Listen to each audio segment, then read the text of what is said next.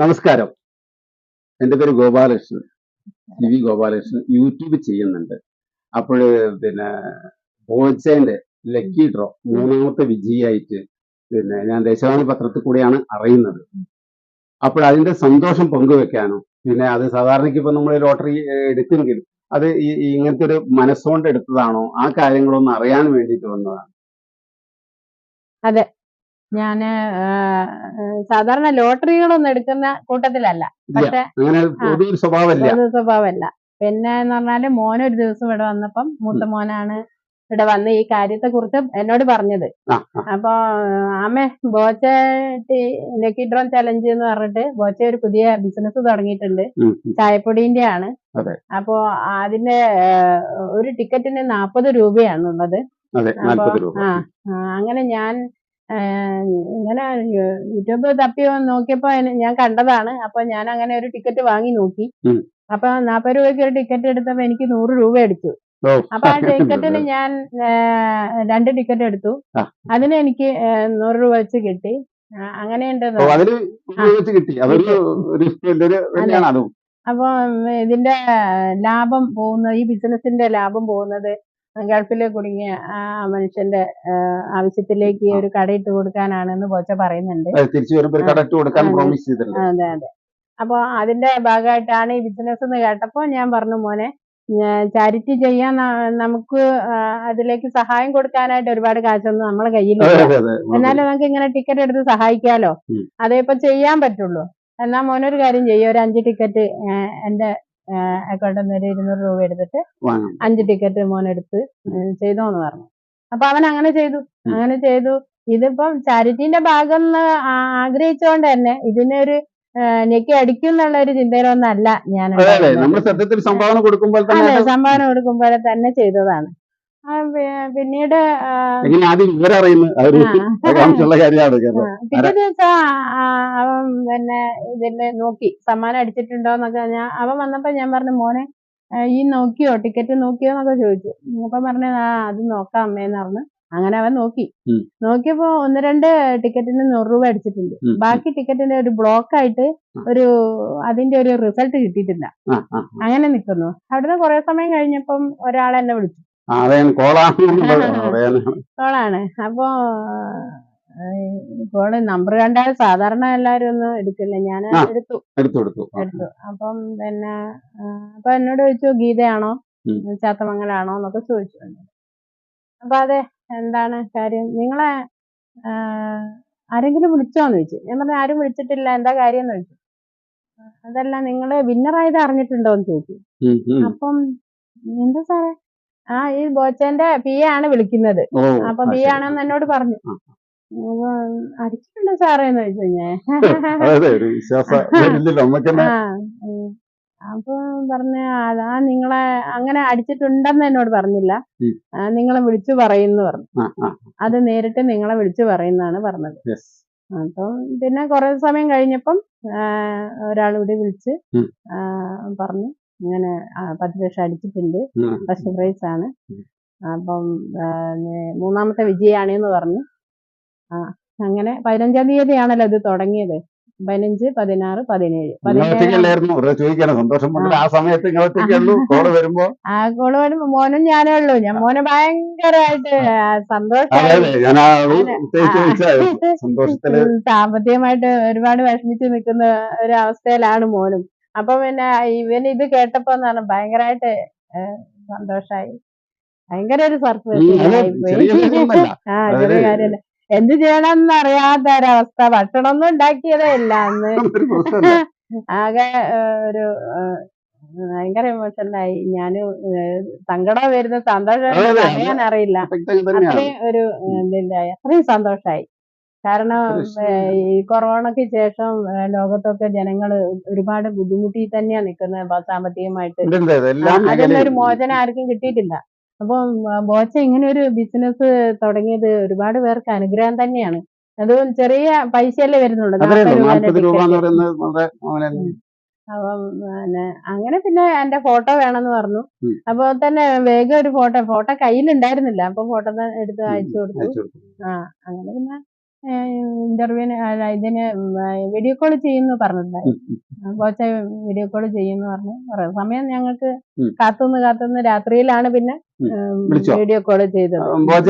ബോച്ച നേരിട്ട് വിളിച്ചു. അത് ഭയങ്കര ഒരു സർപ്രൈസ് തന്നെയാണ്. അപ്പം ബോച്ചയെ പോലെ ഒരു വലിയ മനുഷ്യൻ, ഒരു കോടീശ്വരനല്ലേ, ഒരു കോടീശ്വരന് അത് നമുക്കത്ര കേൾവി എന്നല്ലാതെ കണ്ടുപരിചയമല്ലാതെ നേരിട്ട് കണ്ട് പരിചയമല്ല. പിന്നെ TV കൂടി ചാനലിൽ കൂടിയൊക്കെ കണ്ട്. പിന്നെ ഞാൻ പിജിക്കാട്ടിലൊക്കെ ചെയ്തിട്ടുണ്ടായിരുന്നു, ബന്ധമുണ്ട്. അപ്പൊ അതുകൊണ്ട് എനിക്ക് അറിയാം, അദ്ദേഹത്തെ അറിയാം. പിന്നെ പിജിക്കാട്ട് ചെയ്തപ്പോഴേ എനിക്ക് മനസ്സിൽ ആഗ്രഹം ഉണ്ടായി ഏതെങ്കിലും മീറ്റിങ്ങിലൊക്കെ കാണാന്നുള്ള, നേരിട്ട് സംസാരിക്കാൻ. നേരിട്ട് കയ്യിൽ നിന്ന് വാങ്ങാൻ കഴിഞ്ഞല്ലോ. ഞാൻ ഇന്നലെ രാത്രിയാണ് ഈ സംഭവം കാണുന്നത്. വാർത്ത ആയിട്ട് ബന്ധപ്പെട്ട് ഈ പത്രം ഇറങ്ങിയ സമയത്താണ് ഇത് കാണുന്നത്. പിന്നെ അപ്പോഴും തന്നെ എനിക്ക് പിന്നെ ഒന്ന് വരണം എന്നുള്ളൂ. ഇന്നലെ ഞാൻ ട്രൈ ചെയ്തു, പക്ഷെ ഫോണിൽ കിട്ടിയില്ല. ഇന്ന് രാവിലെയാണ് ഫോണിൽ കിട്ടിയത്. എന്തായാലും വളരെ നമുക്കും അതെ, ജനങ്ങളെ അറിയിക്കാനും നേരിട്ട് സന്തോഷത്തിൽ പങ്കുചേരാനും കഴിഞ്ഞാൽ വളരെയധികം സന്തോഷമുണ്ട്. എന്തൊക്കെയാണ് ഇങ്ങനെ അടുത്ത പരിപാടികൾ? കാരണം ഇത് കിട്ടി.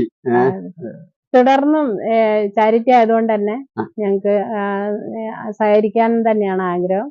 ടിക്കറ്റ് എടുത്തിട്ട് സഹകരിക്കുകയും ആ ഒരു എന്താ പറയാ, നമുക്ക് അല്ലാതെ നേരിട്ട് സഹായിക്കാനൊന്നും പറ്റില്ലല്ലോ, അത്രമാത്രം കാശൊന്നുമില്ല. അതുകൊണ്ട് ഇത് വീണ്ടും പിന്നെ ടിക്കറ്റ് ഒക്കെ എടുത്തിട്ട് ഇത് സഹകരിക്കാൻ തന്നെയാണ് താല്പര്യം. പിന്നെ ഞങ്ങൾക്ക് ഈ ചെക്ക് വാങ്ങാൻ ഞങ്ങള് തൃശ്ശൂര് ബോച്ചന്റെ കോർപ്പറേറ്റ് ഓഫീസിലേക്കാണ് ക്ഷണം കിട്ടിയത്.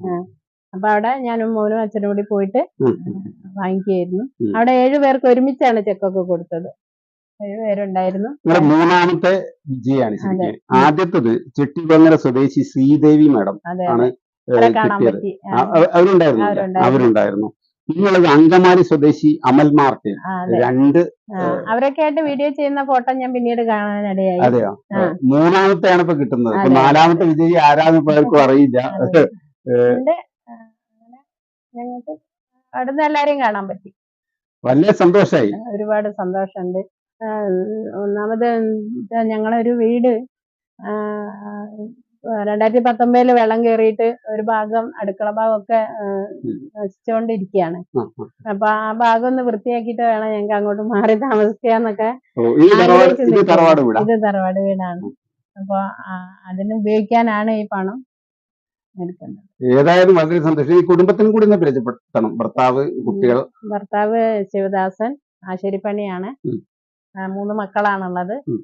മൂത്തത് മോളാണ്, അവളെ കെട്ടിച്ചു വിട്ടു. അവൾക്ക് 2 കുട്ടികളൊക്കെ ആയിട്ട്. അവളുടെ ഭർത്താവ് ബാംഗ്ലൂരില് ആണ് ജോലി, അതുകൊണ്ട് അവരവിടെയാണ്. അപ്പൊ പിന്നെ ആൺകുട്ടികളെ കല്യാണം കഴിഞ്ഞിട്ടില്ല, 2 പേരാണുള്ളത്. മൂത്തത് അജേഷ്, ഇളയത് ജിഷ്ണു.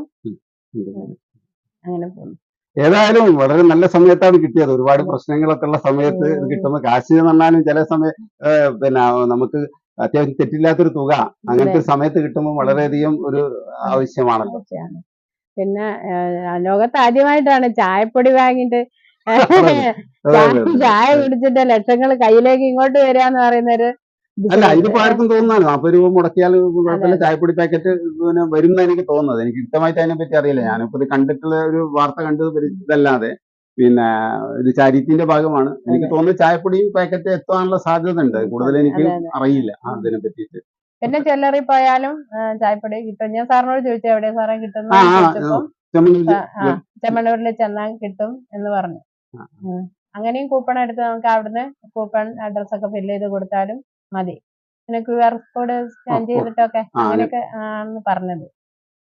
പിന്നെ ഇതൊരു നല്ല ബിസിനസ് ഓപ്പർച്യൂണിറ്റി തന്നെയാണ്. എല്ലാവർക്കും ഇതൊരു വലിയ അനുഗ്രഹമാകട്ടെ. അതുവഴി ജനങ്ങളോടൊന്ന് പറയാനുള്ളത്, നിങ്ങളിപ്പോ കിട്ടിയ ഒരാളെന്നുള്ള പ്രേക്ഷകരോട് എന്തെങ്കിലും ഒരു കാര്യം പറയാണ്ടോ പറയാൻ കിട്ടിയ ഒരു ചാൻസ് ആണ്.